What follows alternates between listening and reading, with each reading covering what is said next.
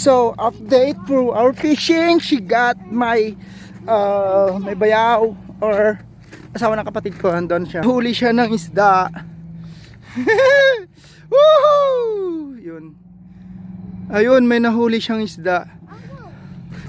Para tignan. No, I'm speaking in Tagalog with my vlogs for the YouTube.